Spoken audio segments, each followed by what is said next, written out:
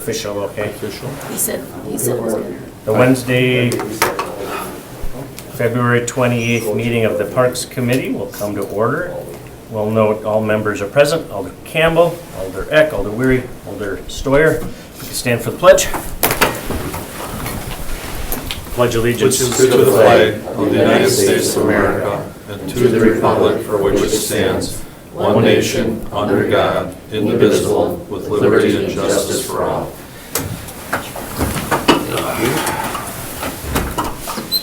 All right, can I have an approval of the agenda? So moved. Motion by Alder Stoyer to approve the agenda. Is there a second? Second. Second by Alder Eck. Any changes?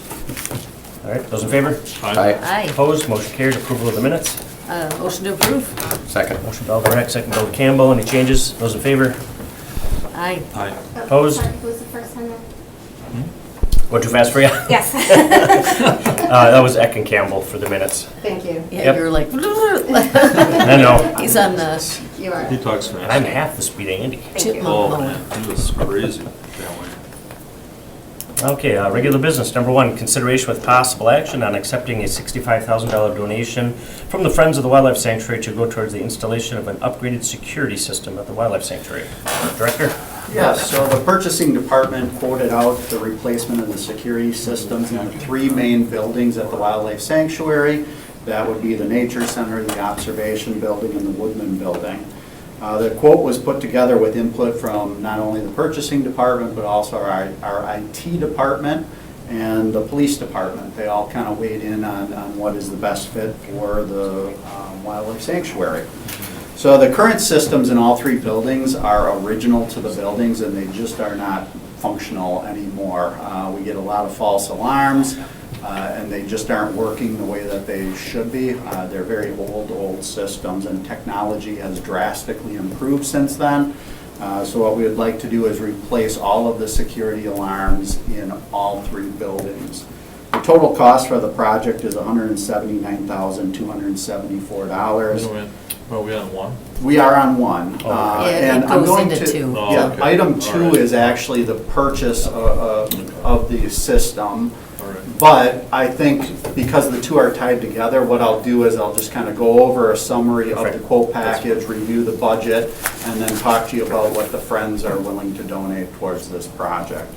And then, you know, my understanding is if you accept the donation from the Friends, in essence, you're acceptable to the quote, and you'd approve that as the next line item. So all of the questions and answers would come Thinking out ahead. of this Dan's one. always thinking ahead. Yeah. So previously, the city did bond $50,000 towards this $180,000 project, and we do have that money already in hand, which means we're approximately $130,000 short. And if we were going to go ahead with the work. Now, when we bonded for it, we knew $50,000 wasn't going to cover it, but we didn't have a good idea of how much more we would need, but we knew it would be substantially more. And we set up the quotes so that if we wanted to phase it in, we could, if we couldn't find the additional funding beyond the $50,000. So we could just do $50,000 worth of work if we wanted to, but that's not what I'm recommending now. So we were short about $130,000, so as a staff, we approached the Friends of the Wildlife Sanctuary, and we asked them to donate half of the shortage towards this project, which is $65,000. They brought it to their board, and last week they officially made a motion to authorize that funding to go towards this project. So what we're trying to do is seek approval to accept the donation. Now, that still leaves us about $65,000 short, and we do have enough money in our park accounts to cover that $65,000 through donations specific to the Wildlife Sanctuary. So over the years, we've received an estate donation, we received a donation from the Oneida tribe, and all of that money is sitting in a park account for projects such as this when they come up, and we just need extra money for things that are really necessities out at the sanctuary. So we do have enough money in that fundraising account, or not fundraising, in that donation account to cover the remaining $65,000. So that'll take up the full amount of approximately $180,000. And I'll just kind of tell you what's included in that quote, and the whole quote package is included in your agenda packet. It's very complex. There's a lot of things attached to it, but in essence, what we're doing is we're replacing all of the key locks on all of the exterior doors, even the ones that only the staff has access to, with a key swipe. So it's kind of like what we have at City Hall, where you have like a swipe tag. You use that to enter, and then everything's on an alarm system, which is then tracked through an app or online. One of the problems we have right now is everything is on a key system, and then you have to come in, and when you come in the door, you have to program in the code. We get a lot of false alarms at like 2, 3 in the morning. It's very hard for our staff to, get out there, make sure it's a false alarm and dealing with it. And it consistently gets false alarms, not only during the day, but in the evenings. But the other problem that we have is we don't know throughout the years how many keys have been given out to volunteers, other people, and whether or not those keys have been returned to the city or not. We did not, these facilities are 30, 40 years old, and we have never really done a very good job keeping track of who has the keys. So it's really time to improve our security measures out there, and so that's what this estimate will do. In addition, there's a certain number of cameras that are included in the quote too. So we will put cameras on kind of the main doors so that we can see people coming and going. We have had issues out at the sanctuary recently where it'd be nice to have cameras in certain locations. And then the other nice thing is this system is built in such a way that we can easily add to it in the future. So we can tie our fire suppression system alarms to this system. We can add more cameras whenever we want. We can even add more buildings to this network. A lot of this cost is doing the initial infrastructure needed so that we can add to it economically in the future. So this was quoted out through the purchasing department. It was quoted out through kind of a national quoting system, and we piggybacked off of that. We do have our purchasing agent, Tom. He's online if you have any specific questions for him as it relates to the quote or the quote package or how things were quoted out. But like I said, it was quoted nationally, and we just piggybacked on that quote, just like we've been doing with several other quotes recently. So, what I'm seeking is approval to accept the donation here, and then the next line item is approval to accept the quotes and move ahead with the purchase of the security system. Thanks, Dan. Alder Campbell? Just one question. I'm Yes. sure that this new system has a key in, key out, who is keying the door at what time and all that, just making sure. Yeah, so as you swipe it, it'll keep track of who swiped it. So we have the card, employees will get the cards. If we do pass them out to certain people, we'll associate their information with that card. So we will always know which person is coming through that door. If they're able to get in with a card, we at least know which card it was. Or to keep your card on you because you'll know the card that came in, but probably the person. Yeah, I mean, obviously, we don't know who's actually using the card, but we know which card is But then you can being used. deactivate it. And that's why we have the cameras too at some of these main entrances, so if it is questioned, we can tell who it is. Video only? Yep. That's great. Story. Good question. Any other questions? Thank you, Chair. And Dan, I was just going to ask about that donation fund that you were talking about. Yeah. I mean, it almost seems like a bit of a contingency fund. Do you try to hopefully keep a certain amount of money in there, or for other things, or is it just as it comes in? As it comes in, if there's a project, if it's anything over $25,000, we'll bring it forward to this committee. Right now, we've been sitting on that money for a little bit, trying to find a good use for it. In my mind, this is a great use for it. It's a need that we have out there that we haven't been able to fulfill for years, and we really need to improve our security out there. Yeah. Okay, great, thanks. Alder? I was just curious as to what the false alarm, if you're saying it was like a keyless entry No, to figure it out. key. Sometimes there's Or a just literal false key. alarms where it goes off and we don't know why it goes off. The door's locked, the alarm goes off. And then our park superintendent out at the Wildlife Sanctuary lives on site, so he has to actually go to the building at 3 in the morning and just make sure nobody broke into the building. And, you know, it's just, if we can eliminate a lot of those false alarms, it'd be great to do it. And this will help us achieve that, so. Okay, thank you. Entertain a motion? Motion to approve. Sure. No, What's your Second. district? I'll make a motion to approve. You- Motion by Alder Campbell to approve. Accept the donation of Yes. $65,000. Is there a second? I'll second. Motion by Alder Campbell, second by Alder Steuer to accept the $65,000 donation towards the upgraded security system. Any discussion on that? Those in favor? Aye. Aye. Well, we're accepting the donation. right Yes. now. Yeah. Yep. Yep. All right. All right, that passes. Number 2, consideration with possible action on purchasing security system upgrades at the Wildlife Sanctuary from the Heartland Business System for a total cost of $179,274.87. Any questions? I think we had a little Yeah. preemptive on it, so. I think Dan talked about it very well, I thought. And I'll make another motion to keep the sanctuary up, running good. And approve the purchase of the new security system upgrade. Motion by Alder Campbell, Second? second by Alder Eck to approve. Any discussion on that? Those in favor? Aye. Aye. Opposed? Motion carries. Thanks, Dan. Thanks. Thanks to the donors, or the Friends of the Wildlife That's Sanctuary right. again. They always come up big What for us, we do without it. and the people who have the other previous money. Yeah. We need a new pavilion at Farland Park. I think. We can get Maybe these some of guys that, on board. Oh, it's- maybe some of the Friends of the Wildlife Sanctuary might be good colder. I had to ask. Number 3, consideration with possible action on the donation of a scoreboard from Vern Peterson for the new baseball field at Perkins Park.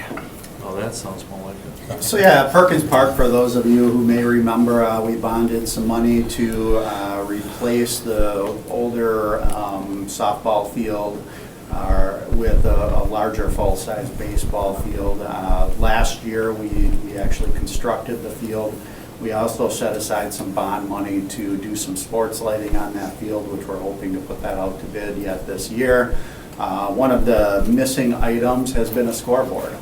So typically, from a park standpoint, historically, we have not, as a Parks Department, we have not installed scoreboards on really any of our ball fields. And the reason we don't is because it doesn't fulfill a park need. It fulfills a user need, which is the Little League groups and the baseball groups and the Babe Ruth groups that use these fields. So usually what happens in most of the cases, at least historically with the city of Green Bay, is those user groups have donated scoreboards. So in this case, Vern Peterson and his family approached the city, requested to donate a scoreboard with the condition that the city would install the scoreboard, which we are acceptable to it. And we typically install most of the scoreboards internally with our own staff, so we're definitely willing and able to in this case. I do know that the donors are here. If you'd like to open up the floor to hear them speak and talk a little bit more, I gave a brief presentation, but if you want to say more, you're more than welcome to if they open the floor. I'd like to make a motion to open the floor. Second. Motion by Alder Steuer, second by Alder Campbell to open the floor for Mr. Parties. Those in favor? Aye. Opposed? Motion carried. Anybody's here for this item? You want to come up and speak to it? Just give us your name and address. and- Yeah. Yeah, Okay. Do you want to come? You can sit, stand, whatever's more comfortable. I should have brought my baseball bat in. There you go. I just- There you go.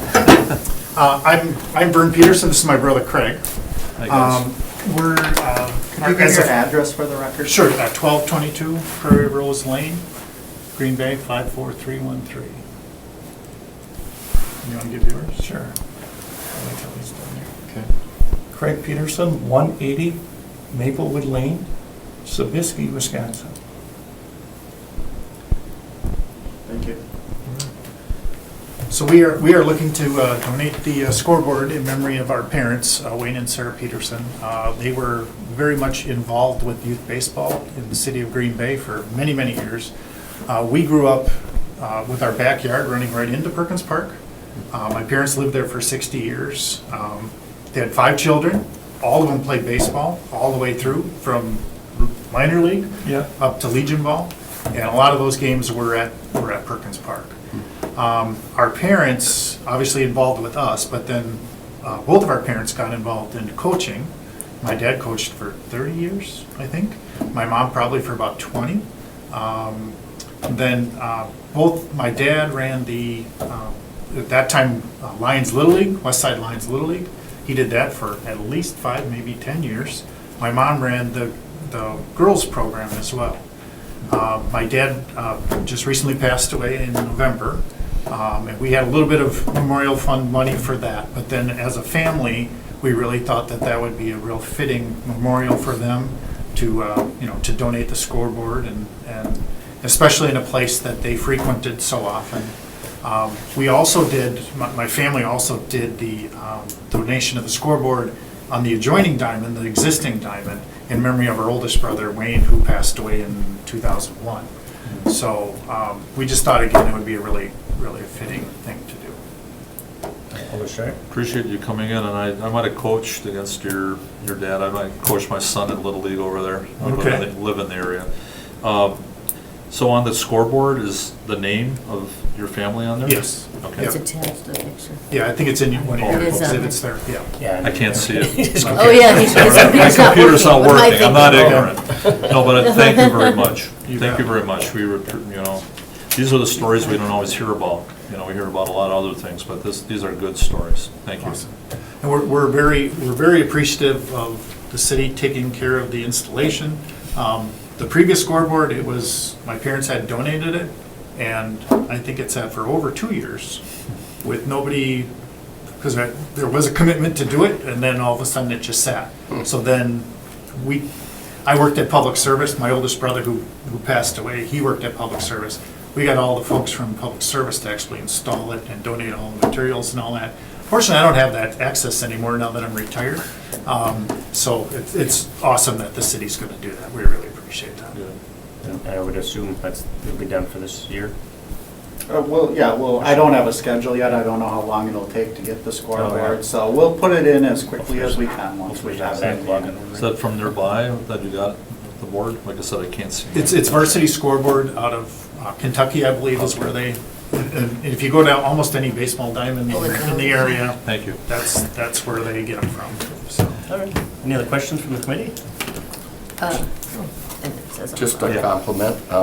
Appreciate you doing this. I know I played softball. My dad played softball many years at Perkins Park and such, and Little League for myself. And I think this is a great deal. And I just might add that this definitely secures home field advantage, I think, for the Peterson family. I don't know if we'll get much use out of it. I think everyone will be afraid to come play there. But thank you. Thank you. Thank you. Thank you. Anything else you want to add? No, that should do it. It's a Greatly great appreciated. legacy, And great then- legacy. It's your area, huh? Anybody else wanted to talk to this? Oh, yeah. Yeah, Just since name and there- address. There was a request, I want to make sure I know in the beginning, I'm Troy You have to Ness. state your name and address. Troy Come on Ness, forward there, 11, Mr. Ness. 14th Front and center. Unruly Can you repeat your Wildcat. address? I didn't get that. 1151 14th Avenue, Green Bay, 04. And I'm the president of Green Bay Area Baseball. One of the requests that they want, and that we want to make sure, is that the scoreboard's purple and white. Okay? The other board is purple and white. Okay. I'm a West High alum. We all are. So they're, proud during Is some that, kids. that's a so- request? And I know there was something that was brought up about the actual signage itself and how it needed to be printed on there. And said where's a question about setting some type of precedence, where for me, what type of precedents are we setting that people are giving to our community? It's not costing the city anything, and the kids are gonna be able to play on that. So we wanna make sure, Vern and I have talked about this quite a bit, where they're saying we should be able to get on the diamond for fall ball, which is the beginning of August this year, which would be nice to have that on there, but we also know, I'm also involved with the concession stand and know that sometimes some snafus can come up, and like I said, this diamond's been supposed to be up 13 years ago when my son was 13, and now he's 26 with little things, but I want to make sure that those things are in place and that we're moving forward, and then there's no knee-jerk reaction, everything goes smooth for us. So Is it? I mean, Yeah, and just to comment, I was gonna say, we have. it's gonna be printed exactly how it's shown in the agenda packet as far as the There's. recognition. And that's the big thing, we just want to make sure that that's there in their request, and hopefully it works out too, to where East-West baseball, that's where they play a lot of their stuff and their games, and they want to do more there, so that's actually there for, the kids to see too, to get some community pride too, they think that we're missing out on. Oh, it'll definitely be purple. I don't know, Bill. No. You have questions? That's really all I have. I don't know if they can answer, maybe Dan, but I'll ask you, as far as the time frame. I mean, how long does this normally take? You said the other one went up for a while, but how long does it take from start to end For them to install it? to install it, Yeah. well, once we actually got the right people involved to install it, it took about 4 weeks, I would say, from start to finish. Lake will probably be ordering it, right? Well, we had to get the structural material and all that kind of stuff, and line crews that weren't working to do it. So have you placed order yet, or you have to? I'm waiting for, as soon as you guys We're approved waiting for it. your blessing before we move. Matter of fact, to do I'll it. probably do it this week, and I think it's a 4 to 6 week delivery. And I should mention, I forgot at the beginning, everything we do tonight goes to council next week for final approval, so I don't see Okay. anybody opposing this, except for maybe some people from East or something, but it should pass. Preble, Well, we don't count Again, that. though, I the must bear. back up, that it's home field is 10 to 7 already in the fourth. That's great. Great. I'd like to make a motion. Is there anybody else here wanting to talk on it? Once we get to that point. Anybody else? Okay. No. Want to close the floor? Anything else you want to add? Otherwise, we're gonna, No. Thanks for your testimony. yeah, thank you. Much appreciated. Thank you for Motion to close the floor. Motion to close the floor by Alder Steuer. Second. Second by Alder Eck. Any discussion of those in favor? Aye. All right, that passed. Floor is closed. I'll make a motion for Perkins Park for this donation. Thank you very much to the citizens, the Petersons that came forward, and gladly will make a motion to approve. Second. Motion by Alder Steuer, second by Alder Eck to approve the acceptance of the donation of the scoreboard from Vern Peterson for the new baseball field at Perkins Park. Any discussion? Those in favor? Aye. Aye. All right, approved unanimous. It'll go to council next week. I doubt if anybody's going to oppose this, but it has one more step to go. Okay. It's Tuesday night it gets approved. Tuesday at 7. I don't know, is there any 6. hardcore It was just nice to see East Perkins versus Colbert. Just so Yeah. And have some things. Oh, we have another one in your district next. Number 4, consideration of possible action on the request by the Green Bay Area Public School District to renovate Del Marcel Stadium at Fisk Park West High School. That's in my So district. I'm gonna share my screen so that you can see the images Oh, online. hold it up there.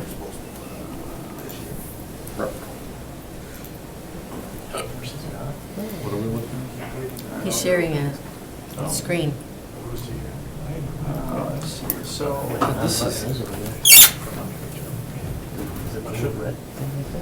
okay, so the first thing I want to share with you here is this map. So this shows kind of the boundaries of the existing Del Marcel Stadium. So you can see the existing stadium is right here, and there is a fence where this black dash line is, and that separates Del Marcel Stadium from Fisk Park. Now, Del Marcel Stadium is actually city-owned property, and we have an agreement with the school district to allow them to use that as the main stadium area for West High School. So as many of you are very familiar with, the school district did a referendum, and they received money to go towards a complete renovation of this entire stadium. And so we do have Josh Patchak from the school district here to answer any specific questions, but I'll give you kind of a brief history of what's going on. So what they want to do is actually widen the track, which you can see right here. This is existing conditions. They want to widen it to accommodate a full-size soccer field. So in order to do that, what they're requesting to do is push out the boundaries of Del Marcel Stadium from here to about here on the map, so slightly into the tennis court area. So without allowing that to happen, they would not be able to have regulation soccer games there, and as a staff, we're definitely in favor of doing this. So we think that it adds a lot of merit and a lot of extra use with the amount of funding that they're putting into this project. It'd be nice to make it even more usable to more users. And then, in addition, they're going to be doing some work on parkland to accommodate this. So I will open up another graphic here, so that you can.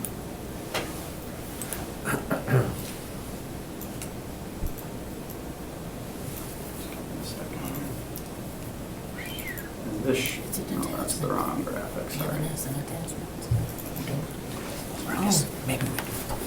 Okay, so this is actually a rendering of what they're proposing to build. And in our existing plan, there's a practice football field that's here that currently runs east-west. What they're going to be doing is renovating that field to make it run north-south, and that allows them to do shot put and discus in a slightly different configuration. We currently allow shot put and discus on the existing parkland, so they're not changing the use of that.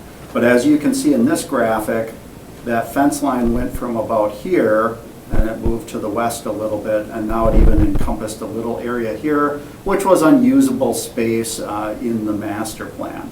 One thing to note as part of this is we do have 2 cell towers on the property, which are located on either side of the grandstands.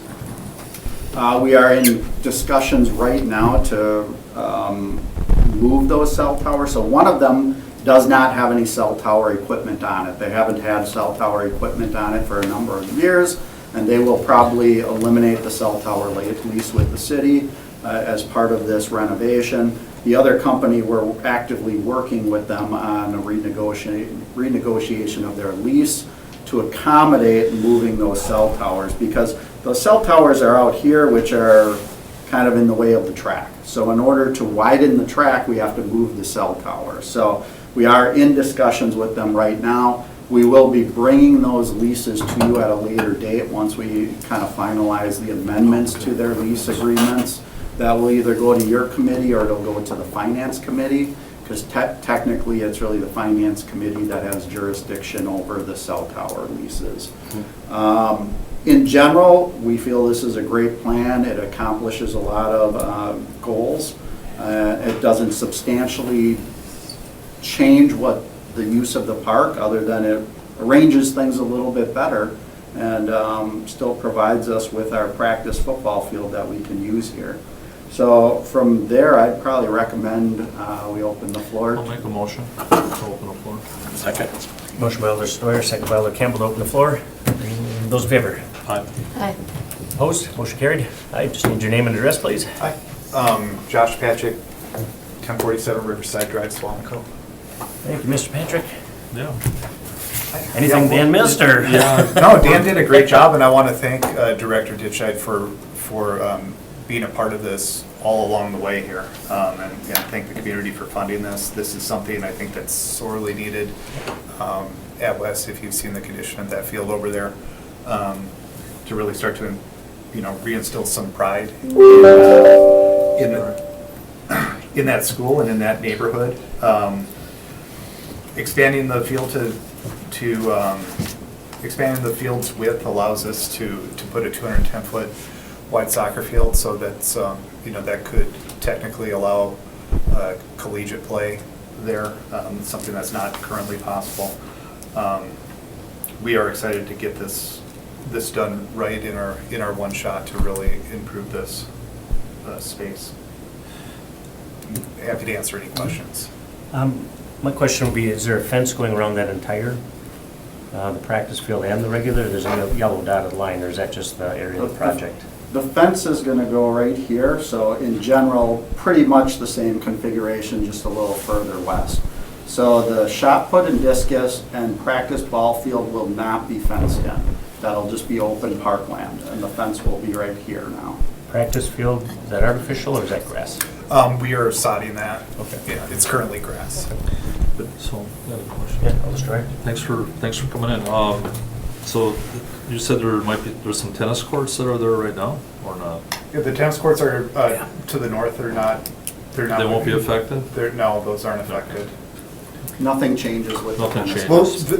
the fence, I think, ties in maybe to the fence on the tennis courts, but otherwise they're unaffected. Those were just refinished this year.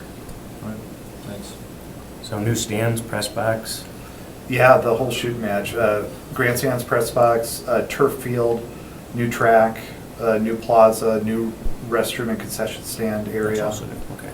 We're relocating the greenhouse, new storage area, long jump, triple jump, pole vault. On the east side, we'll be putting up a 6-foot solid vinyl fence. That's the current plan. Right now it's chain link, I believe, that'll has visibility through to those backyards of those residences to the east. All right. But yeah, it's all new. Any questions from the committee? What's the total? What's that? How much does the renovation cost? Well, we've got estimates right now, and thankfully, as we've gone out to bid, portions of this project are starting to come in under. We're looking somewhere probably in the $8 million range there to fully complete this. This is a really big job, and the Yeah.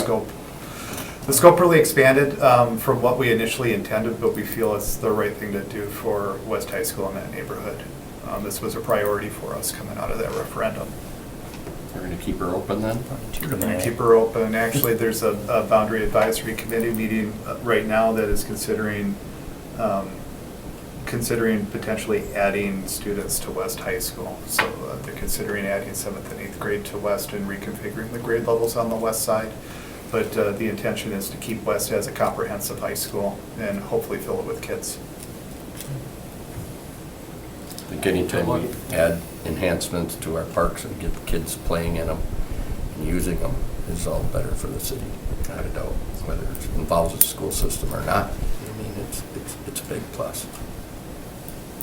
I think it looks great. I can attest to the field. I mean, I ref soccer there, and everybody always jokes about it, whether it's the home or the visitors. It's a small field, and then even the grass, that's just not real conducive. Yeah. Construction, is this going to be done for fall? Can we get it done in time for fall? The field will almost certainly be done for fall, so there will be competition on the field in the fall. Portions of the grandstand may not be able to be complete by the fall, again, because of complications with the cell tower and equipment, but we're currently staging, or we're planning to stage that construction so we can build part of that grandstand, then give us time to move that pole and the equipment, and then finish the grandstand. But yeah, we should have competition on that turf this fall. Awesome. All direct. Do you foresee any problems with the cell tower being moved, or the two cell towers? I don't. We've, I think, finally got a hold of the right people.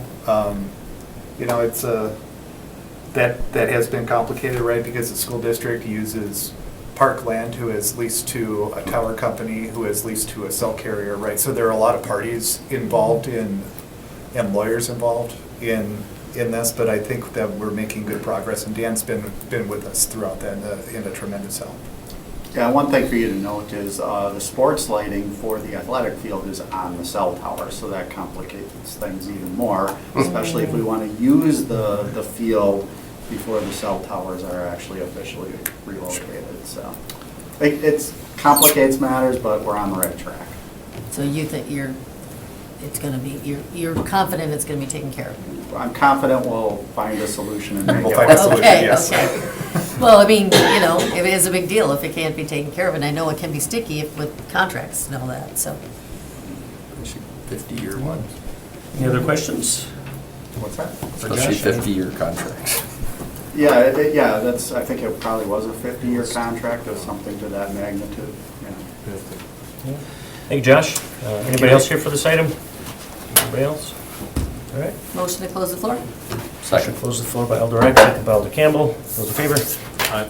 Opposed? Motion I would carried. just like to mention two quick things before you consider a motion. So one thing, I don't know if it was mentioned, I didn't hear it, but it's going to be a synthetic field, turf field also, just so you know, for that football field. And then the reason that we're bringing it here, like I said, this is a city-owned property, so per the terms of the agreement we have with the school district, we have to officially give them approval to make changes to the Del Marcel Stadium.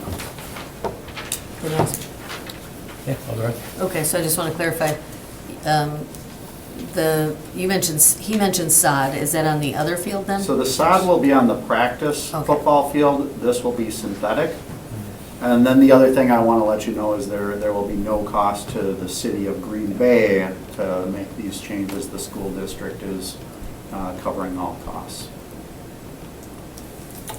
And I know just a comment, that I had talked to Director Ditchay last night, actually, to make sure that West was staying open, because I just didn't think it made sense that we would do all of this if West was closing, and so he assured me it was staying open, so Yes. that does affect That's good to hear. my voting on it. Yeah, there was a pretty big uprising a couple years ago when they talked about closing it, so. Yeah, well, can I make a motion? Yeah, go ahead, your district, My right? district, yeah.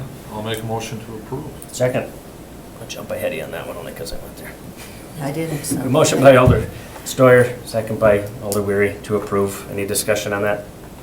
Those in favor? Aye. Aye. Opposed? Motion carried. Good luck. Thank you. Let's get this thing done. Sounds like we should just pass it on without council.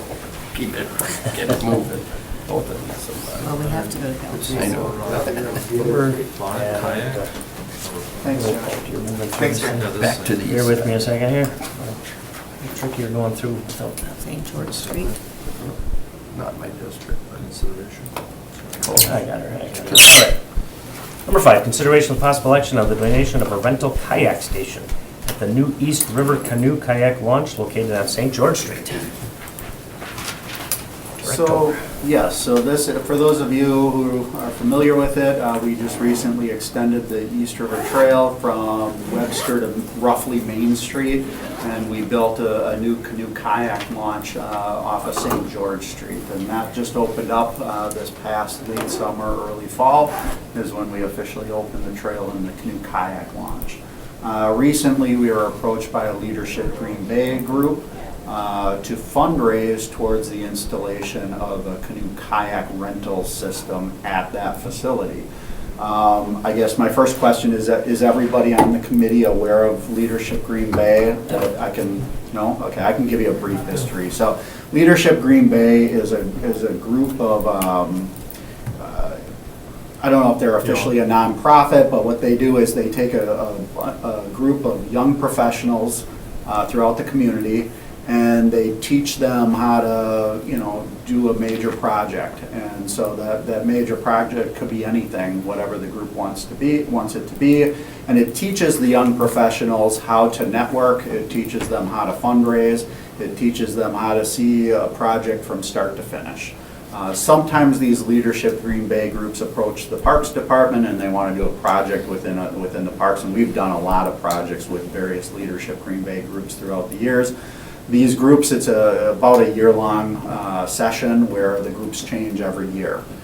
So right now, we're just working with one group who wants to do this one fundraising effort. So they approached us about a potential of doing a canoe kayak rental facility, which in essence is, if you can picture a locker that you put on site, and you put a kayak in that locker along with a paddle and a life jacket.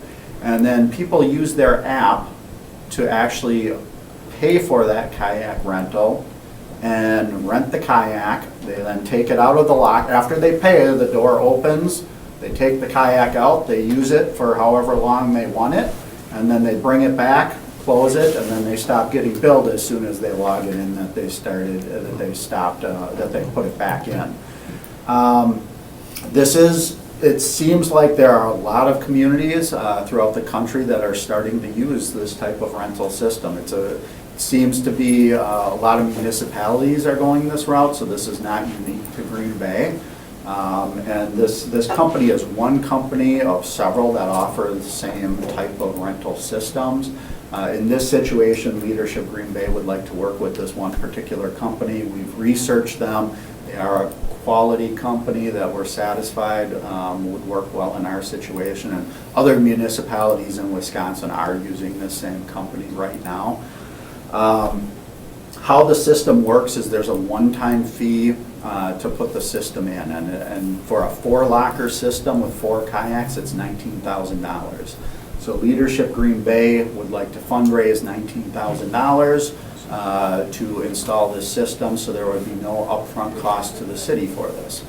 As part of that $19,000, the owner of the locker systems are responsible to maintain it. So they do all the work. If something breaks, they send a staff member there to replace it. If something goes missing, they go out there and replace it. If there's damage to the locker itself, they'll go out there and fix the damage, whether it's, vandalism or just wear and tear. They'll do it at no cost to the city. All of that is part of that $19,000 initial cost. The only stipulation with it is the city of Green Bay would then be entering into a contract with this rental company, and we would determine what the fee is for that rental service per hour, and then we would split the costs with them 50-50. It's a 5-year commitment, and we can extend it way beyond 5 years if we want. If we find it's not working to our satisfaction, we can stop after 5 years. But like I said, there's really no effort on the city's end that is going to have to go into maintaining and supervising and operating the system. It's all on the rental company. And the city gets half of the rental profits as people are renting the kayaks for the next 5 years. So it's a good system. Other communities are doing it, and I think it would work well at this canoe kayak launch to give the public a better opportunity to utilize the facility more. There's a lot of people who don't have kayaks who kind of rely on rentals. We don't have any other rental facilities in the city that I'm aware of right now, but I could be wrong on that. And if we do, they're not as convenient as this would be to a water source. So, I don't think there's any kayak rentals that are located right next to a kayak launch. So this is really an amenity for the public. We're not going to generate a ton of revenues on this, so that's not the purpose of this. The purpose is to provide an amenity to the public and to give them something that they don't really have. And if we can make a little bit of money on it, great. But we're really not in it to make a ton of money. That's why we haven't set the terms of what the rental agreement would be, but it would be pretty reasonable for the public. We would keep it as low as we possibly could. That being said, you're welcome to ask me questions, but I believe there are some people online from Leadership Green Bay. I can't guarantee all of them are, maybe 2 of them. Tom is not. So if you want to open up the floor and ask them specific questions, I'm pretty sure that one or the other is from Leadership Green Bay. Did you have a question first, Alshire? Yeah, could I just ask Director? Thank you, Chair. I was just looking at some of these other communities that have this and the amount of usage and average charge per rental. Is that, $25, 10, 31, different things like that? I don't know if you can clarify a little bit what you think So what I can Green Bay would fall into. What I can tell you is, at a minimum, the company that we would contract with requires that they earn at least $10 per hour from the rental. So if somebody charges $20, it'd be a 50-50 split, $20 per hour, which is pretty typical for a canoe kayak, and it can go higher than that even. Now, if we charge $30, it would still be a 50-50 split. But if we decide to charge 10, then they would collect 100% of the profits, and the city wouldn't collect anything. So if we wanted to do this at no income to the city, the minimum we could charge is $10 per hour. How often can you change the rates? Let's say. Whenever we want. Okay, if we figure, it's too high and people are Yep. renting it, we can. It would be to our discretion, but like I said, the rental company needs a minimum of $10 per hour in order for them to staff it and do the things they need to do to maintain it. Campbell, then Nick?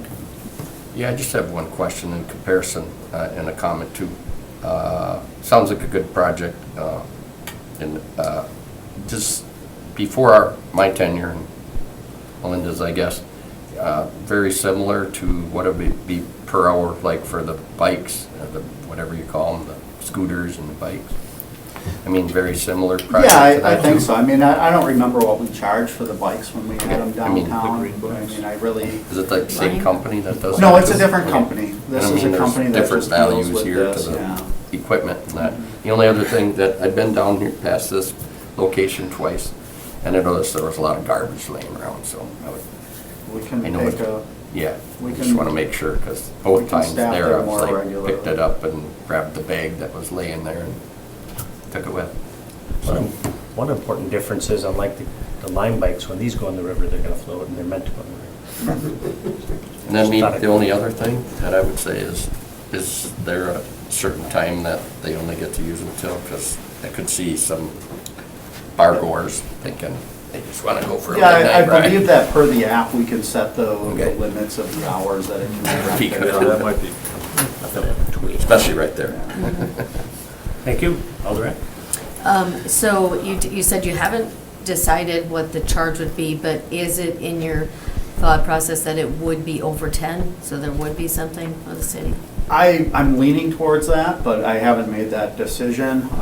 That would be something that, obviously I can take input from you if, what your, recommendation would be, but ultimately it would be park director's decision to set the charges and fees for our facilities, so. But yeah, if you have any input and you'd like me to kind of consider a certain direction, just let me know, whether it's today or any time in the future, just give me a call and let me know. I mean, it'd be nice to have something. Yeah, right now what we're doing is just approving the project so that they can begin fundraising for it and implement it once they collect the money.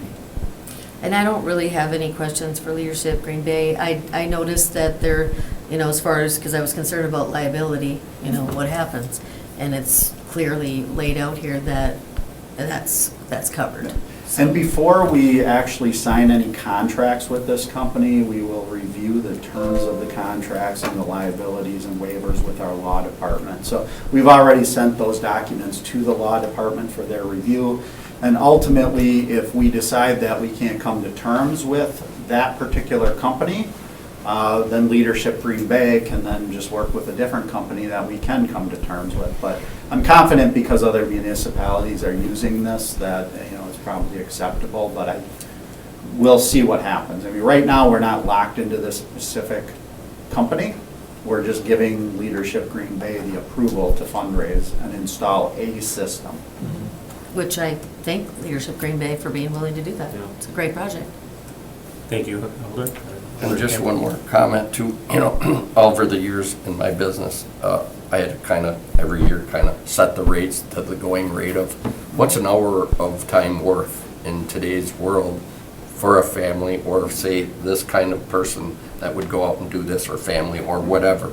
So I think you could kind of do a little, sooner or later, there's got to be kind of a study to what does it cost to go ice skating out by the Packer Stadium, or what does it go to? I think a new thing, it was on TV today, Ashwaubenon opened up an indoor play thing. What does that cost an hour? I just use that for kind of a scale of, to organize a price, Yeah, and what we'll do is we'll evaluate that on a yearly basis. If we find that very few people are renting it here, our choices are move it to a different location or lower the rates to make it more attractive. Thanks. Alder. Just a quick question. So you were talking about, $10 is what they're looking at, and we'd almost have to do it at 20 minimum, right? If you're gonna split the cost? If you wanted to split it 50/50, You'd have we would have do to it that charge way. $20 an hour. Okay. All right, should we? Yeah, if you want to I'll open the make a floor, we motion to certainly open can. the floor. All right, the motion by Alder Steuer to open the floor. Is there a second? second. Second by Alder Campbell. Those in favor? Aye. Aye. Opposed? Motion carried. The floor is open for any interested parties. Anybody in the house? Anybody online would wanted to speak to this? So if anyone online would like to speak, just unmute your mic and give your name and address for the record. Okay. Doesn't sound like anyone wants to speak, so I guess anybody in the... Yeah, just so things on the record, this is Catherine Gardner, if you can hear me, that is. Yes. I am part of my address is 220 East Fairview So I just wanted to thank you for the consideration, because this really is a project that we have really been interested in doing. It is a great company. Like you said, it is something that is being run from several different municipalities in Wisconsin, and they really take care of everything. So we're pretty excited about it too. So we're hoping it all goes through legal and that you guys all approve it. Just thank you again for your consideration on behalf of Leadership Green Bay Team 2. Thank you. Does anyone have any questions for Catherine? Yeah, Catherine, I just want to thank you for the input. I mean, as we got into this, discussing this, kind of lost track myself that it was all about the youth and teaching them how to be entrepreneurs and such. And I kind of lost track of that. We kind of got tied up in the whole marketing of it. And so I really appreciate it, and I think we need to keep that in mind, that that's probably the most important thing, even over the $10 more that we might make, 50-50. So I think we all might have got just a little sidetracked on that. So thank you. Well, I certainly do appreciate that too, and we know that it will definitely bring a lot of perks and wonderful things to the Green Bay area. There's a lot of other nonprofits in that area that I think would also benefit from that. So when you're talking about pricing and things, and I know we'll all go over that, but we'd like to keep that in consideration as well, because there are some very worthwhile nonprofits that we'd also want to consider, that they'd be able to use it too. Alder Steuer has a question. Yeah, for Catherine. Is she there yet? Yes, she's still there. Okay, I'm still here. Catherine, thank you. I mirror what Alder Campbell said as well. Thank you very much. My question is that when you were doing a study on doing this project, you must have looked at other facilities, kayak facilities, and it seems like it's a growing need in this area. 5 years ago, you didn't hear a whole lot about it, but it seems like over time, there's different events, different things, different sports that people are taking up. Do you find that kayaking is definitely on the rise in this area and other areas? It definitely is. We did do a lot of research on that, as well as companies. We had talked to a couple different companies prior to this, and this is definitely the company that we would definitely want to go with. But yes, it is a growing trend. A lot of people are purchasing them, but I think this will also be good for those people that want to get into kayaking, and they can try it out, too. It's something that I've always wanted to try, and I'll probably rent it a couple different times myself too. But it's just one more thing that Green Bay will have to offer that will drive people to the area, to the downtown area, and even with the draft coming up, Yeah. They might be looking for things to do as well. Sure. So I think it'll just be a wonderful amenity, I guess, to the area. I guess one other thing, and maybe I didn't see it in the report because my computer wasn't working very well. I just wanted to know if there will be life jackets and things like that there as well. That's what I thought, but I just wanted to double check. So. Yeah, and what's nice about this, sorry to jump in, I'm sure you wanted to mention, but yes, each of the kayaks do have the life preserver and the oar. And then when they return it, they have to put it back in it, and they have to take a picture of how it is returned before their time is up too. So that means that it has to be in there for the next person. And if that picture doesn't show that, they won't allow that one to be rented until that person comes to, fix it, maintain it, and, add to it too. So that's a nice thing too. So that every time somebody rents one, all the parts will be there. Yeah. Well, thank you again. That's all I have. All right, thanks. Any other comments online? Any other questions here? All right. Motion to close the floor. Motion to close the floor by Alder Steuer. Second. Second by Alder Eck. Those in favor? Aye. Aye. Opposed? Motion carried. Yeah, I'll reiterate also, excellent creative idea, Leadership Green Bay. This is a wonderful partnership, so What are your wishes? Council too. I don't know if she knows. And if you didn't hear previously, this will go to council next week. We recommend from committee, and it'll go to the full council next Tuesday at 6. I don't imagine they would say no, but there's one more step on the approval process. So, I'd make a motion that we approve. motion by Alder Campbell to approve. We'll add a lot to our, Second by Alder Eck. Discussion on that? Those in favor? Aye. Opposed? That motion carried. All right, thank you again. Number 6, consideration with possible action on the request by the Bear Creek Preservation Foundation to fundraise for and install an addition to the Triangle Hill Chalet to accommodate their programming needs at the park. So the Bear Creek Preservation Foundation currently does a lot of programming out at Triangle Hill in the existing chalet park shelter. So a few years ago, they started offering summer camps from June through early August, from Monday through Thursday, in that building. And then during the rest of the year, they do use the shelter maybe 1 to 2 times per week for other programming, such as their homeschool programs, special events, and field trips. So it's something we've allowed them to use that shelter for their programming needs, because they're a great partner, and they do a lot of things for the city and the community, and they donate back to the city and provide a lot of not just property acquisition, but a lot of just a lot of resources in the Bear Creek Greenway that they provide. So they've been a great partner. So the issue that we've been having, because they're continuing to do more and more programming, that's become one of their missions, is to increase their programming. The problem that we're seeing is the shelter that's there doesn't really fit their needs, because if you've been inside of that shelter, it's one big room with fairly large restrooms and a fairly large concession area. They're looking for more of a classroom setting. So A, it's much larger than they need, but B, when they're using it, then the city can't use it for our own programming and rental needs. So we have to kind of pick and choose who's going to use it and do a lot of scheduling.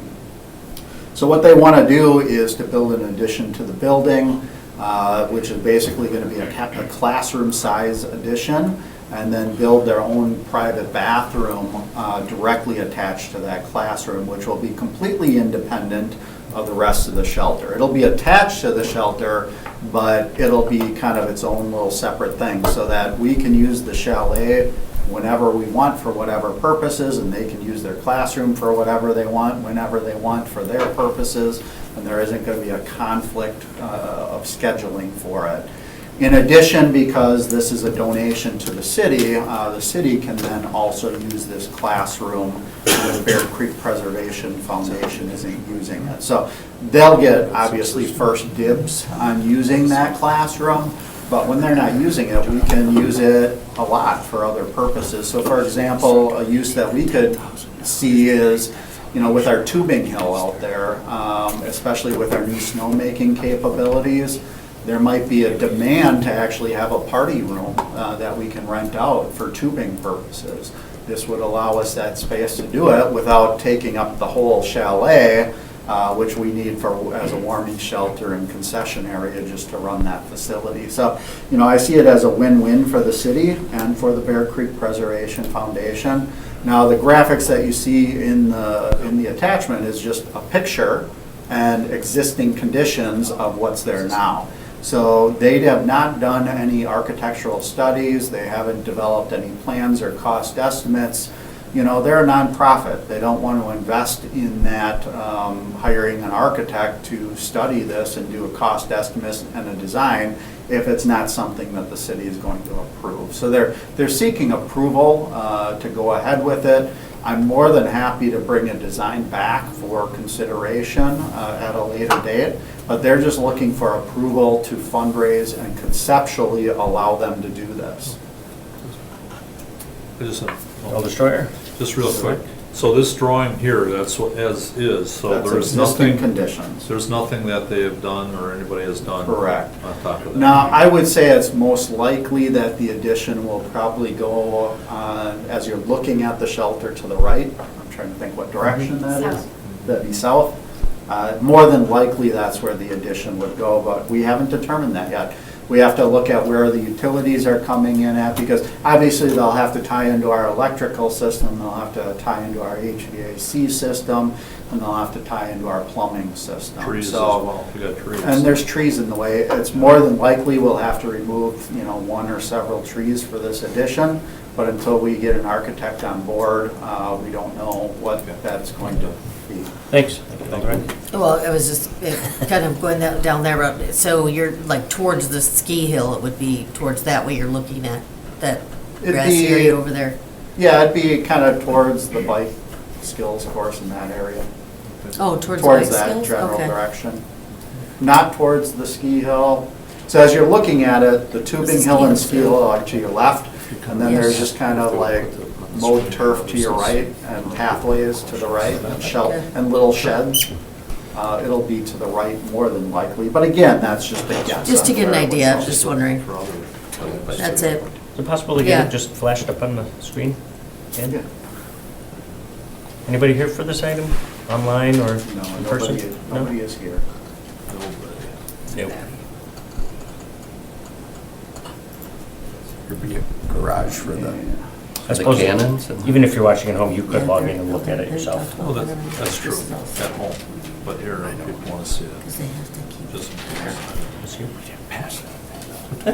Just You just want more maps. Martha? I like So maps. here is what's in the agenda packet. So here's a picture of the existing building. This floor plan is existing condition. So as you're looking at this building, it's like you're standing on this sidewalk looking here. So it kind of lines up with the picture. So you see here, there's a vestibule here, which is an entry, which matches this picture. There's a second entrance here, which matches that entrance. There's a big, just open area, which is just, it's our warming shelter. It's an area where people can have concessions. We do oftentimes rent this shelter for, baptisms, birthday parties, stuff like that. It's one of our larger shelters, and it's a great facility for renting it. And then we have like a main office here, women's restroom here, men's restroom, and then a concession area. I would guess, if I were to speculate where it would go, it would likely go in this area, but it's also, there's a potential it might go in this area too. Those would make the most sense. I guess I wouldn't, maybe even potentially it would go right in the front. There's room to do that. So there's options, but until we get an architect on board and start looking at our mechanical systems, we don't know what the game plan is. Appreciate it. Any other questions on this one? No? Would entertain a motion? I'll make a motion again for each side to move forward on this and accept the fundraising foundation. Is that what it says? Yeah. The Friends of Bear Friends of Creek. Bear Creek Preservation fundraiser. All right, we have a motion by Alder Campbell to approve, Second. a second by Alder Eck. Any discussion on that? Those in favor? Aye. Aye. Opposed? That motion carries. Sounds like a great project. Somebody hum while I maneuver through my, I've got mine right here. I got it in front of me. Thank you. Number 7, consideration with possible action on adopting a resolution in support of World Migratory Bird Day. So Bird City, Wisconsin is a statewide group that offers public recognition to all communities in Wisconsin that implement sound bird conservation practices. So these communities are recognized put forth efforts to enhance the environment for birds, and also are proactive on educating the public about the importance that birds have to the community. There's currently over 100 municipalities that are members of Bird Cities. The City of Green Bay has been a member for many, many years now. And the Wildlife Sanctuary has been the entity that takes the leadership role in maintaining the Bird City designation. And it's, a component of one of their missions at the Wildlife Sanctuary. So there's really only a few requirements to be considered a Bird City municipality, one of which is to adopt a resolution in support of World Migratory Bird Day. So this is something we do on an annual basis. You've seen this similar resolution every single year. The only thing that really has changed on it is we changed the date of migratory bird day because it's different every year depending on the calendar year. So other than that, it's pretty much identical to the resolution that you authorized and approved last year. In addition to the resolution, the Wildlife Sanctuary also holds an annual event promoting the importance of Migratory Bird Day. We usually do it on the day of the event or as close to that day as possible. And our intention is to continue that this year. So not only do we have to do a resolution, but we have to actually show that, you know, birds are important to the community and have different events and activities promoting that. So When is that day? Is that spring? March 5th, I think, May so. Saturday, May 11th. I'll open up On the the top attachment. of- No, at the top, I thought it said March Did I 5th. say it wrong? I don't think so. I think, I was looking at Oh, the I have- I date. have the resolution in the agenda packet. Well, I was gonna say, I was gonna channel my. Well, it says March 5th at the top, Yeah, so that's is what's that- Okay. confusing. March 5th is when it goes to council for approval. Okay, because that's what, it That's looks like like the- that's the bird Yep. day, you know, Yeah, No, it's when under you, it. when you read it over, Yeah, one of the bottom. conditions, it's the last item on page 1 of the resolution, it's Saturday, May 11th. Okay, yeah, I see that now, but at the top, it just confused me because it. Correct, yeah, it is a little confusing, that's how the law department usually drafts the resolution, is they put the date of, that it's approved at council at the top of the resolution. I'm gonna I'll make channel a- my inner Randy Scannell here, Alder Scannell, and say you'd be a real bird brain to oppose this. Oh, boy. Randy, be proud. But yeah, you have a motion by Alder Steuer With to no approve. jokes, I'll make a motion to approve. Second. Second by Alder Campbell, those in favor? Aye. I, Opposed? Motion carried. Hope he appreciates that. I think May is a good time. to I was do just it, winging too. it. Wing on. All right, number 8, consideration with possible action on renewing the annual weed contract with NEW Landscape and Lawn Care through February 20th, 2025, for a total cost of $33,821.85. What kind of So on an annual basis, the purchasing department quotes out weed control through the vendor that specializes in that type of work. In 2021, the purchasing department quoted this out, and 3 companies provided quotes at that time, and it was awarded to NEW Landscape and Lawn Care. There was 5 one-year renewal options as part of the quote process upon mutual agreement by both the city and the vendor, and that was included in the initial quote. So back in 2021, this was a new contractor to the city. We had never worked with them before. Since 2021, we've been contracting with them regularly through this initial quote, and we've been renewing it on an annual basis. We are satisfied with their services and with the prices that they give. And so we did renew it in 2022 and 2023, and we're proposing to renew it for 1 more year, which is per the terms of the initial quote. So if we do approve it, the new date that it would end would be February 28th of 2025. I believe there'd be 1 more potential extension allowable for the initial quote, so we'll review it next spring and determine if they were, provided adequate services this year. If they are, we might just ask for 1 more renewal before quoting it out again, but we'll make that decision next year. So in 2023, we spent $21,527 on weed control. And in the 2024 budget, we allocated $26,849. So we do have enough money in our budget, even with the anticipated cost increase, to be able to pay for it. So we do pay for weed control on a monthly basis, and we only pay them for the work that's done. So if we ask them to do less weed control, we don't have to pay as much. This is not a lump sum quote. This is, as we need them, we contracted services with them. Now, per the terms of their original quote, and you'll see that in the agenda packet information, they are allowed to do a 3% increase every year, and that is what they're proposing this upcoming year. And it fits within our budget, and to us, it's an acceptable raise. So I would recommend approval for the 1-year contract. Thanks, Director. Does that include Frank Mighty's stuff around Bay Beach too? Did they handle that? or- No, this is more just turf management, so it's not invasive control. So that's something that we do with our conservation corps independently. or we look towards other user groups to fundraise for that. But this is really just, applying herbicide around fences, stuff like that. Thank you. Any questions? No? Entertain a motion. Motion to approve? Second. Motion to approve by Alder Steuer, second by Alder Campbell, and Campbell. So, those in favor? Aye. All right, those opposed, that motion carried. Number 9, consideration with possible action on hiring Carico Aquatic Resources, Inc. to provide chemicals for the city's aquatic facilities for a total cost of $43,775 for the 2024 pool season. So on an annual basis, we also contract out services for a company to provide pool chemicals to all of our aquatic facilities. So this is wading pools and aquatic centers and Colburn Pool. The purchasing department did quote this out for the 2024 season, and we're proposing to award this to Carico Aquatic Resources, Inc. for a total cost of $43,775. Carico has been our vendor for chemicals for quite a few years now. This is a sole source vendor, and we've talked about that in the past with this vendor and this service. So the reason it's a sole source vendor is pool chemical systems are set up specifically for certain chemicals.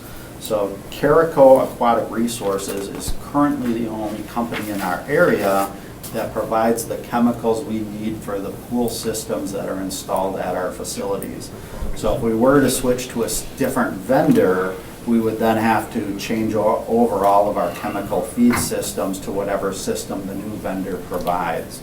And there would be a considerable cost to the city to change those systems out. Now, Carico not only supplies the chemicals, but they're also a valuable resource in helping us troubleshoot problems in our pools. So as you can imagine, pools have a lot of issues with them throughout the years.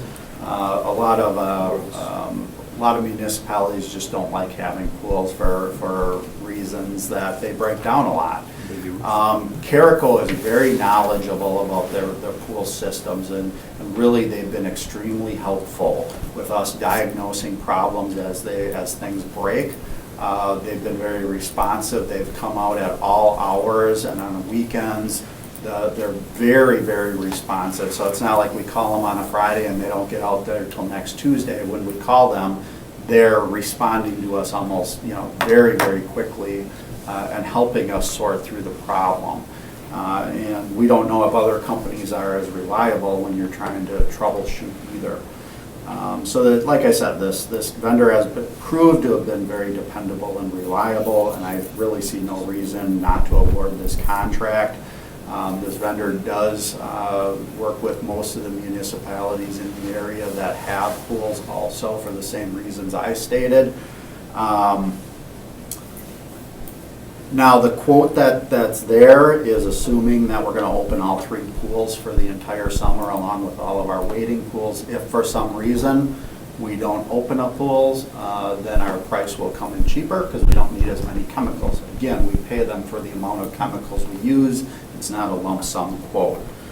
So this year we budgeted $48,617, and the quote came in at $43,775. And again, that's an estimated quantity of chemicals, so it might be higher or lower depending on it. But there's enough contingency on our budget that it's definitely within our budgeted amount. Thanks, Director. Any questions? Alder Steuer? Yeah, thank you, Chair. Director, you said that, and I'm glad that we've worked with these folks for quite some time. It sounds like a great relationship. Do they have anybody nearby? When you say nearby, it sounds like they're from Jefferson, Wisconsin. They have local people. They have local people.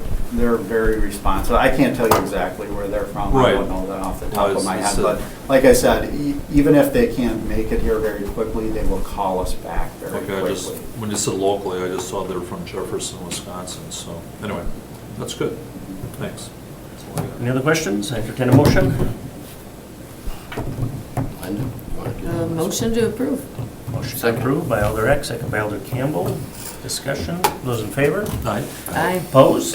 That carries. Number 10, consideration with possible action on the renewal of the annual portable toilet rental quote from Vandenplas Portable Solution LLC. So again, the city quotes out portable toilet rentals on an annual basis. This was last quoted out in the spring of 2021, and at the time we awarded the contract to Vandenplas Portable Solution. The original quote was a 2-year contract which ran through the spring of 2023, and then per the quote there were options to renew the PO for 3 one-year increments. So last year that's what we did, we renewed it for 1 additional year. We are recommending that we renew it for this upcoming year, which would run through the spring of 2025. And as I previously stated with the other 2 quotes, the quote is not a lump sum quote. It's quoted out as a rental cost per unit. So the more portable toilets that we install, the more we end up paying. And we oftentimes, what we do with portable toilets is we'll put them in a park, and then if they're problematic, we'll pull them out of a park and then maybe put them back. And so it's consistently changing throughout the year, depending on the facility and what our needs are and how much vandalism is occurring to those units. So it's difficult to tell you how much we spend on portable toilets in the next year because it varies, and I can't predict that at this point, but I can tell you that last year we spent $27,642, and in this year's budget, we budgeted $26,050. So our budget is slightly lower than what we spent last year. But what we do know is that we are going to be doing less portable toilets at the Finger Road Ball Field Complex because we're building permanent bathrooms there. So, we'll have less demand for portable restrooms. And even if it exceeds our budget, we do have other line items we can pull from to make up the difference. So it's not something that we would ask for a budget modification throughout the year. If it goes slightly over our budgeted amount, we're covered, and we can cover it with our existing budget. So we've been happy with this vendor throughout the years. Again, they've been fairly responsive and very helpful, and I don't have any personal concerns with extending the contract for 1 more year. It was very moving information. Oh, boy. Any questions? Those in favor, entertain a motion. A motion to approve. Motion by Alderek. Number 2 second. All right. Oh, You knew we were gonna get some. Sorry, everybody. Second by Alder Campbell. Those in favor? aye. Aye. Opposed? Motion carried. All right. On to informational staff presentation of the concept plans for the JBS Boulevard and Destination Park. Yeah, so I just want to kind of give you a little bit of background information, and we do have our engineer for the project from Grafe. He is here to probably provide more information than I'm going to provide. For those of you who are familiar or not familiar with this project, so a company donated the land, JBS. They donated some land several years ago to the city on the east side of Green Bay, behind the Kroc Center. And as part of that, they donated, I believe, $500,000 towards actually building a destination park at that facility. Since then, the city also secured some additional grant dollars to start building this out. So the purpose of the meeting here is to kind of show you where we're at with our master plan for the park portion and the boulevard park portion, just so that you can see what we're planning on building. Now, what I will tell you is it's a very aggressive design and construction schedule. So we're actually looking at bidding out portions of this in the next few weeks. And it's going to be set up as 3 different bid packages. But we just thought it would be really helpful for the park committee and the public to see what we're going to be building before we put those bid documents out there. This is also part of a larger development. So the entire property consists of land that's not just going to become parkland, it's also going to be a subdivision and an urban farm. So all of these elements are kind of built into the entire site. And the city is taking the initiative on the subdividing portion of the residential portion of the project, and building the roads, or at least a portion of the roads, and the utilities to get to the park. So I'm not going to review the the subdivision part of the project or the urban farm part of the project with you, because that's more planning related, and that's going to be going to their committees for approvals for the subdivision plats and so on. What I'm here to talk to you about is really how it affects the parks and what we're proposing to do. So I'm going to share my screen here also and kind of pull up those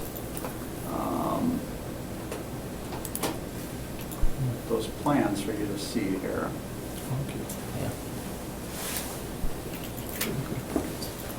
Okay, so the first thing I'm going to pull up here is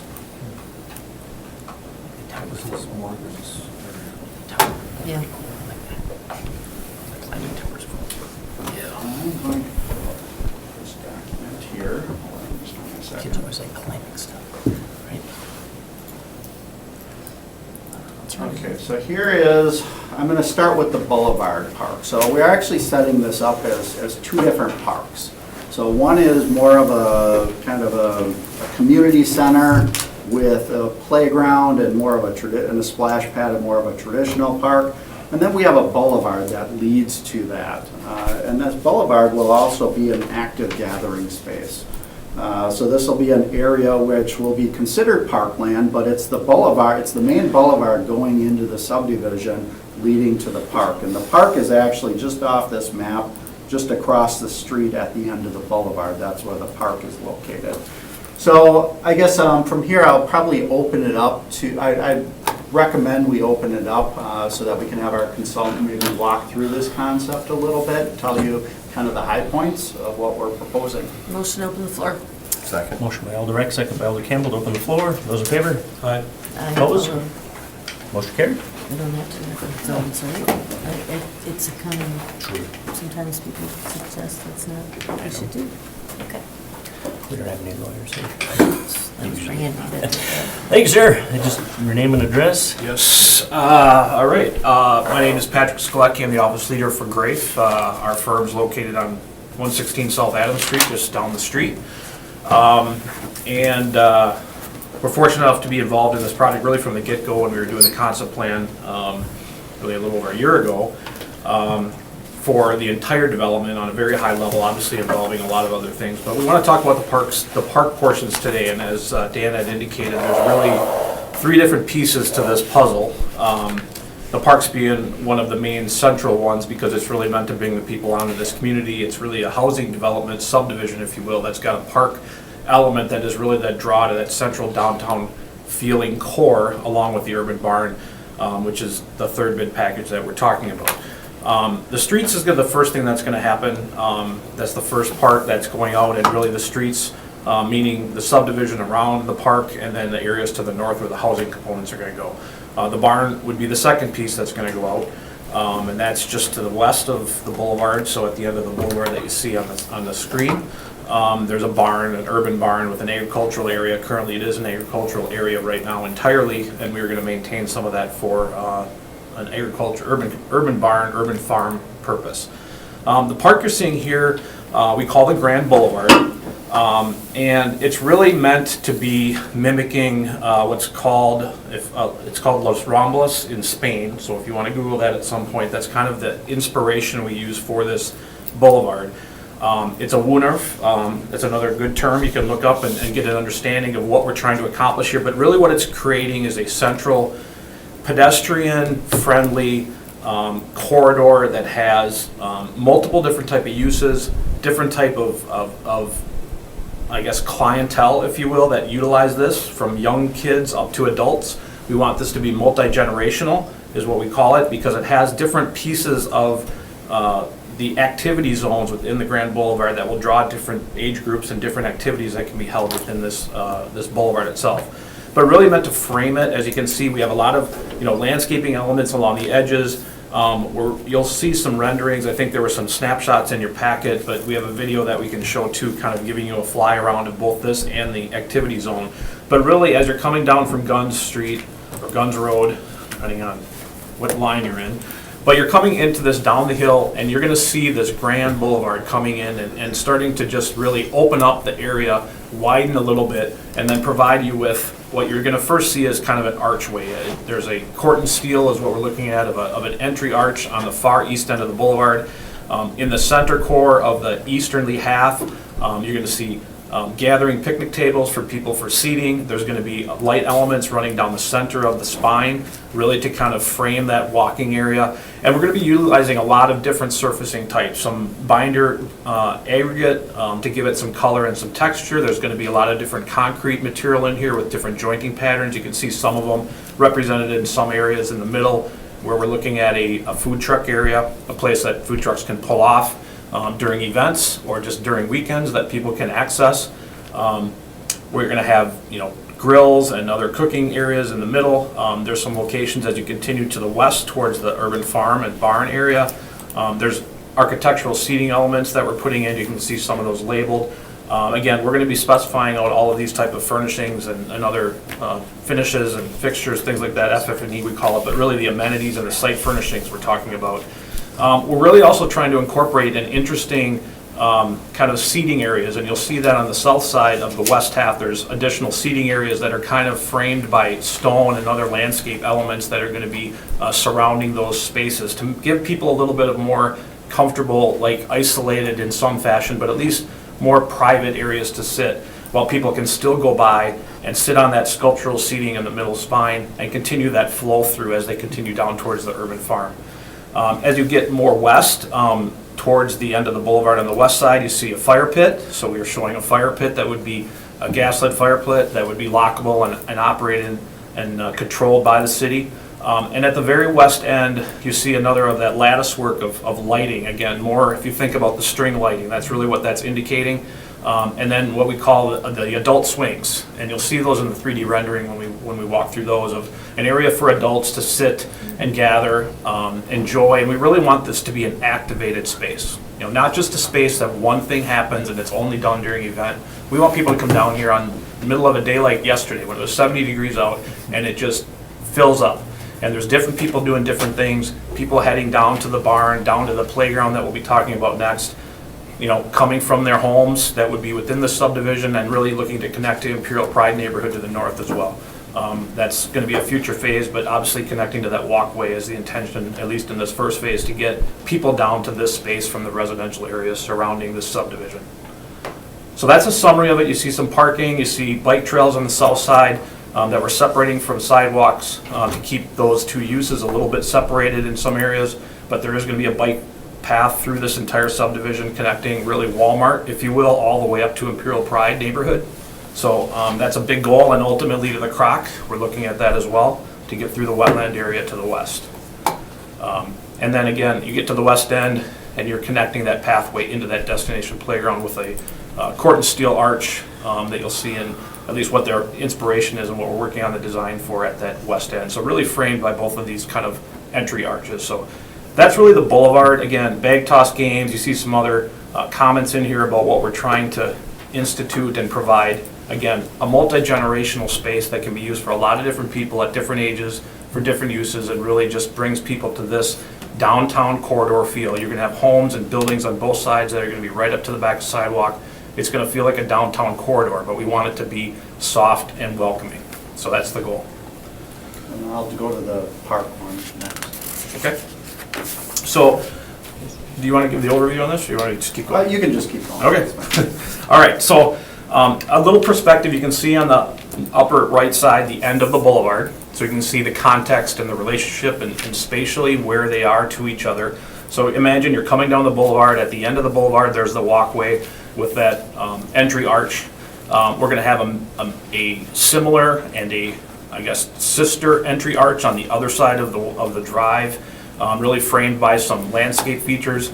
But the main central piece of this there's really two pieces, but the main piece is the playground. I mean, that's really what we're trying to work around, and what we really want to capitalize on is make this a, year-round type of a location for kids of various ages. The equipment that we're looking at specifying is going to cover ages from really, little toddlers up to teenagers to that gap. Providing plaza area that we can multi-program, that's really a flexible space nearby. Providing what we're showing in the middle, you see the 3 trees in the middle, just north of the playground. It's going to be a sunken stone, what we call the cliffs. So there's going to be a stone seating area with steps going down. Again, areas that people can sit and gather, read a book, talk while their kids are playing on the playground, for example. As you go north towards the urban barn, that is going to be one of the bid packages going out. That center continuation of that corridor, the boulevard, is really carrying people to the west into this space.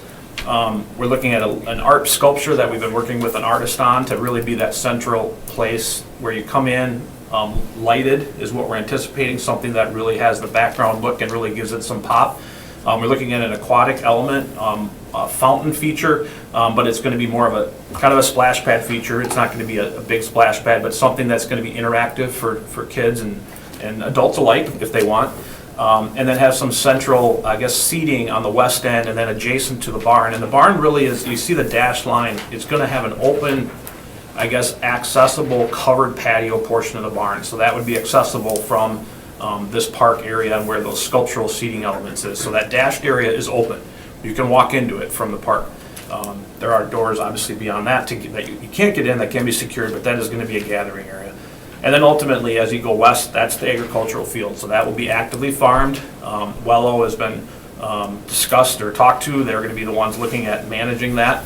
But it's really going to be a community amenity that multiple people can use. They're looking at utilizing the barn itself to provide, processing of that agricultural produce, and really be able to service, with food and other things to this park and the boulevard as well. So we have food elements, we have playground elements, we have seating elements, we have cooking elements, we have places for people just to gather. And really the connectivity to the communities, both through the roadways and through the bike trails, is really our focus, to bring people in here and really make this kind of like, we always talk a little bit about Titletown, but we want this to be a destination point on this side of the city that really is a difference maker. That's our goal. And then in relation to the barn structure, so that is going to consist of kind of a public open. It's going to have like a covered porch area where the general public can sit underneath the covered porch.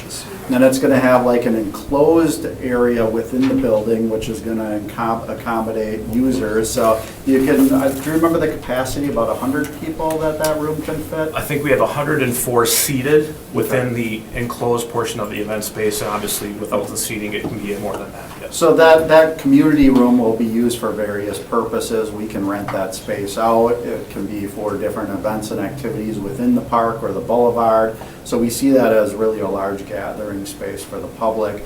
In addition, there'll be an office in there and a kitchen. And that kitchen will be used to help process the food from the urban farm. So the city is not going to be programming that building, but it is going to be a city building for the city to maintain, and then we'll enter a partnership agreement with various user groups to partner and to use that building, keeping in mind that the city can use that for our own events and activities too. It is a city-owned facility.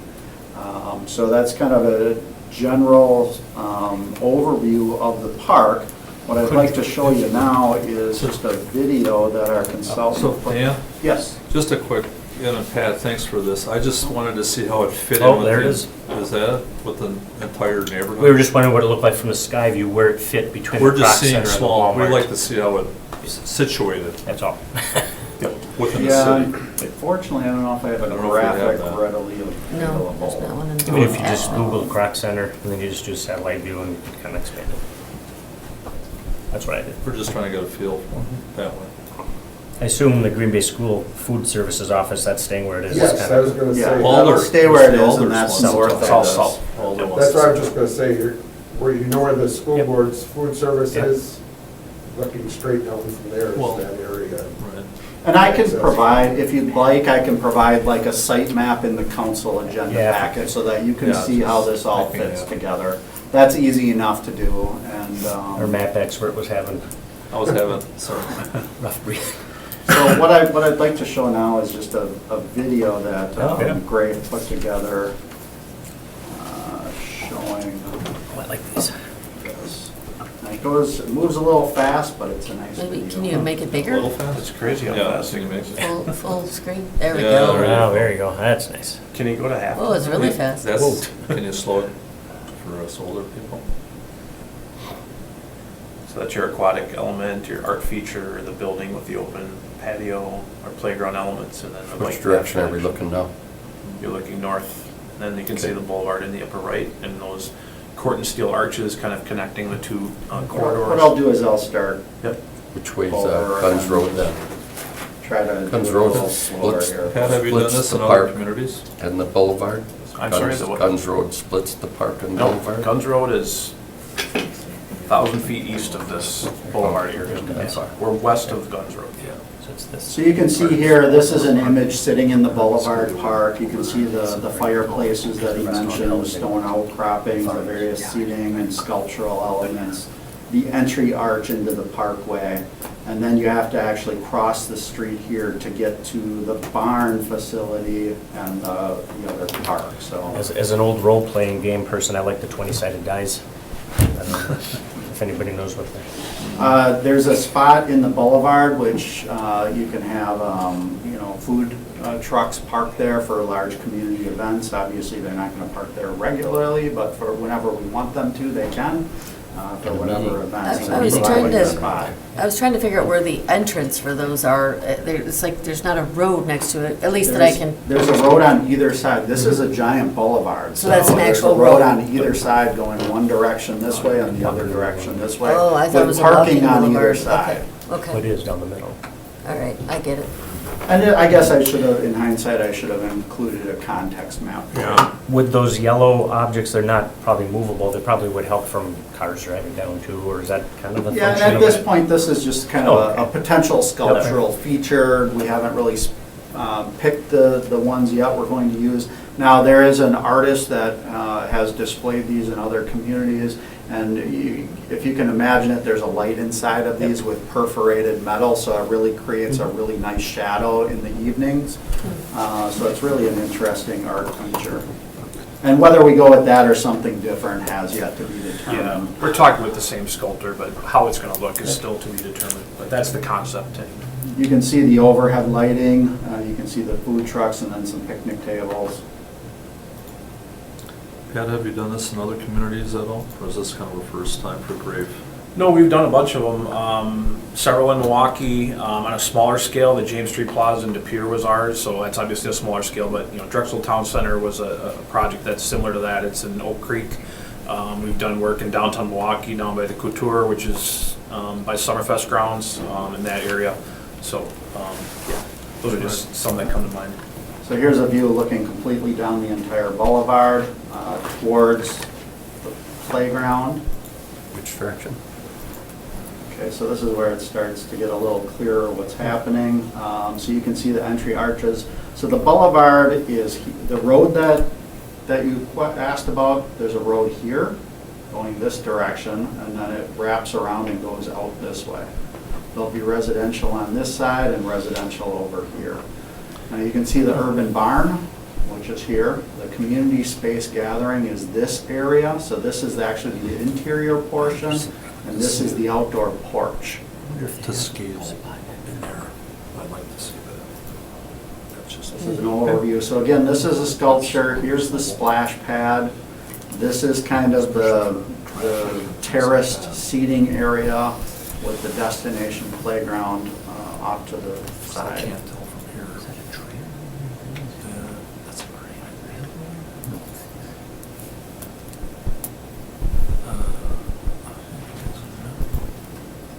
Splash pad will be just an archway that children can run through. There won't be standing water, so it'll be kind of a traditional splash pad of what we're used to in our community. You can see the seating, the terrace seating area now. I think you mentioned, Patrick, that this is going to be like limestone seating. It looks like concrete walls, but it's really going to be stone walls, correct? Yeah, it'll be a natural quarried stone, yes. Correct. Now when you get, here's a good view of that barn. So the barn is going to have some glass doors, garage doors that open up into the interior community space. So what you're seeing here is covered you're seeing the doors right into that community space. And that'll be able to, you said with user groups, but would it be able to be rented by the public? Like a Well, shelter potentially- renter type? Potentially. We have to Okay. work that through with the user group that's going to be programming and figure out how we're going to set that up. We haven't signed those user agreements yet. How many Do you people is the housing unit's gonna, I mean, I was at the park. It'll be a the series. Presentation. Yeah, it'll be a series of, townhouses. I guess you could probably speak to that. Yeah, there's a developer RFP that was sent out by the city earlier this year. We did a housing study when we did the concept, and it really earmarks, there's about 8 different blocks of land or tracts within the subdivision that are targeted for different types. What we're really trying to focus on, at least along the Boulevard corridor, is larger, more apartment type, multi-level, at least on one side, the inside of the loop. We want to have that zero setback, 4 or 5 story type of apartment units. Other side would be more of a townhome feel with some setbacks and some small front yards. But a lot of townhomes and multifamily units, multiple level buildings on this corridor. Around the outside of the subdivision, it's going to be single family or multifamily townhomes in various corridors. I think roughly speaking, a unit count anywhere from, I think a max calculated was around 250 or so max calculated units. It could be in the mid 100s. It really depends on what the developer wants to do, but it's going to be a mix. We want to be able to, I think the goal was really to identify housing types that are various price points and that are affordable for different needs and uses based on what those potential, I guess, tenants or owners would be. So it's really going to be a mix of single family detached, attached, townhomes, multifamily dwellings, and then some multiple unit apartment type buildings. But the exact makeup is developer driven. That's what they're going to be proposing based on the developer RFP. And I believe those proposals are due in early March. So we should be seeing those soon. Now, I know it's a presentation, so there's no action needed, but Alden Morgan, you're here. Any comments or questions, I was gonna let them finish. Okay. Yeah, come on up so we can, Yeah, I'd We like can to hear hear ya. your input too. Well, is that the end of the I'll just video? finish the Oh. video. Yeah. oh, there's more too. Oh, yeah. there's a little There's bit. not much more, It's like but cutting the movie off halfway. this gives you a better kind of view of that covered porch area. There are going to be public restrooms underneath that covered porch so that you don't have to enter the main part of the building. We can just open the public restrooms on a daily basis to accommodate the boulevard users and the park users. The urban farm, as he mentioned, is kind of off to the side here. You can't see it in this graphic, but that's where the urban farm will be.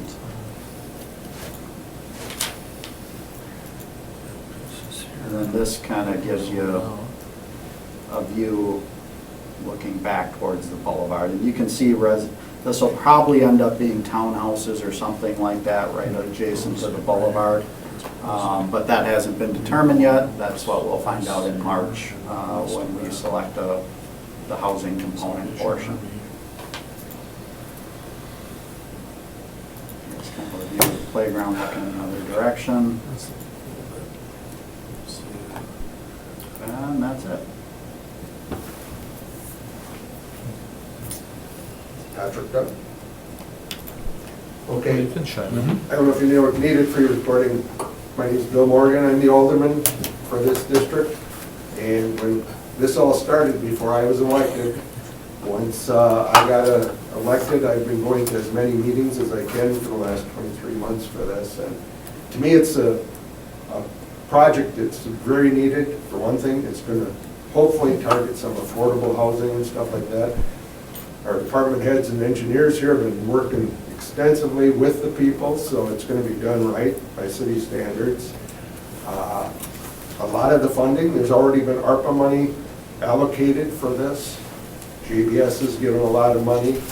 So there's still going to be cost to the city, I'm sure, for infrastructure and stuff like that, but to me, it's going to be something, the park part of it, he said is a great part of it. To me, it's a small part because I think it's going to improve housing in that area.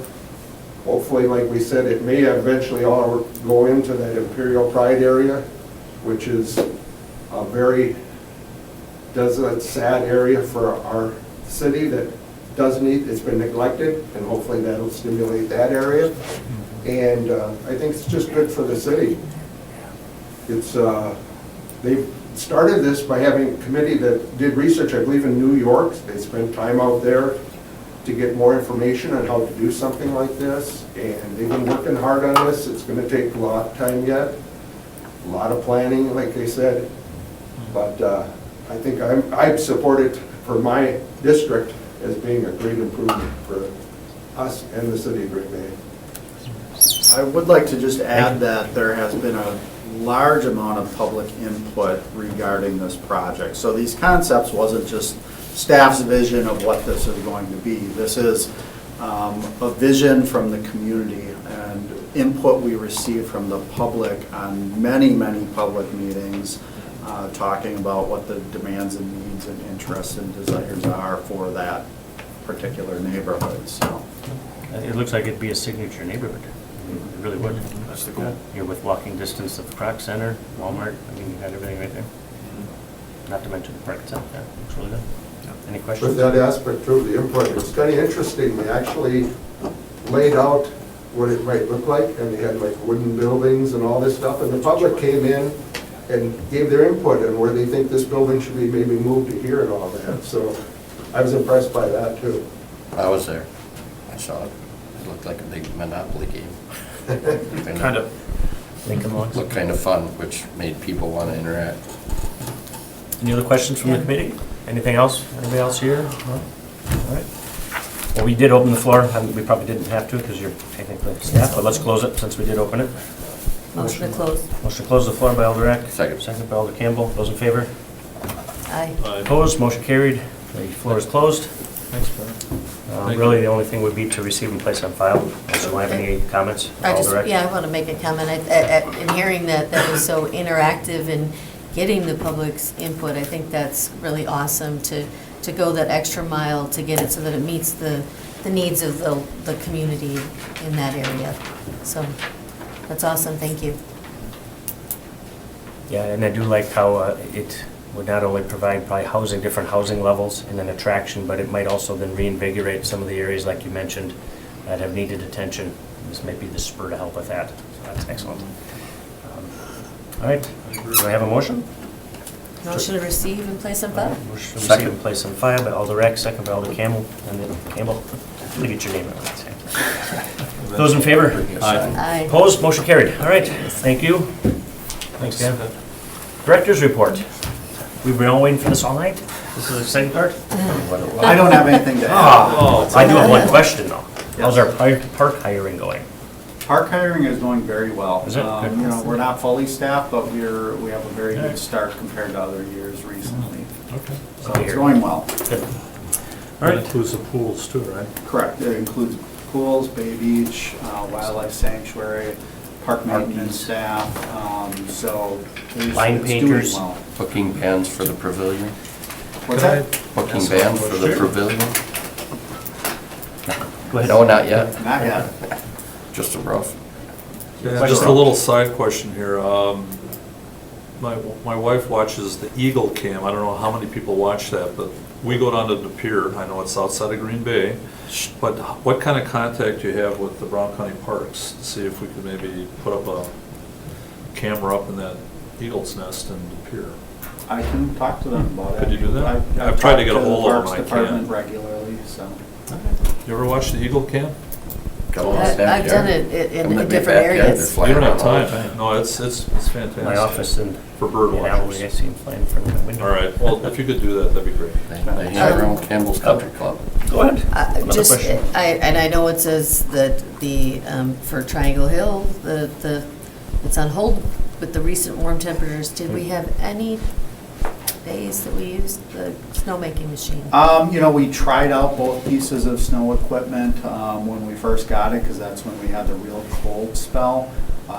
We ran into some issues with the equipment, so we kind of troubleshooted it so we don't have the issues moving forward. So we got everything working properly, and then it warmed up. And unfortunately, you know, you've been checking the temperatures. It needs to be 23 degrees consistently to make snow, otherwise it's real wet and it doesn't work. And even if, you know, we've got an hour or two of 23 degrees, that's all we're getting, and then it's gone up higher than that. So we haven't had an opportunity to create that base. We kind of missed that opportunity when we had that cold spell, and we just haven't had a chance since. So, And the hill was only open, what, a few days, about 3 right? days, yeah. Yeah. So, you know, like I said, we'll be installing infrastructure this year, this summer, which will allow us to have the equipment on site. It's much easier for us to turn it on even for a few hours than it is now. I mean, right now, it's a lot of work just to get everything there and back. That to just make snow for a couple of hours just isn't really feasible with how we're set up right now for this winter. But next winter, it's more realistic. If we want to make snow for 6 hours, we can, and it's much more, it's going to be easier to do that next year. Well, the reason we had such a warm winter was because we purchased that snow machine Well, stuff, right? somebody didn't call the Yes. cold miser. Call him. All right, I always found Mother Nature not to be a very good business partner. Pretty undependable. well, we didn't have a report, so we don't really need to receive by file. So we just need to adjourn unless we want Motion to to adjourn. talk more. Well, actually, the report was in the agenda. Oh, It's okay. Yeah, I guess attached, then yeah, we do so have to. motion Yeah, to yeah, receive that's and true. place on file. I was Motion to thinking receive and place that. on file. Yeah, I guess we did have a verbal. Second? Second. Alderman Stoyer, those in favor? Aye. Opposed, motion carried. Motion to adjourn. Motion to adjourn. Alderman Second. Stoyer, second by Alder Eck, those in favor? Aye. Opposed, motion carried. We're adjourned. Yes. No After the history, caffeine history? break. No history? Oh, yeah, Mark, you have a history? I don't right now. You have to save it for yours. I'll save it for mine. Uh-huh.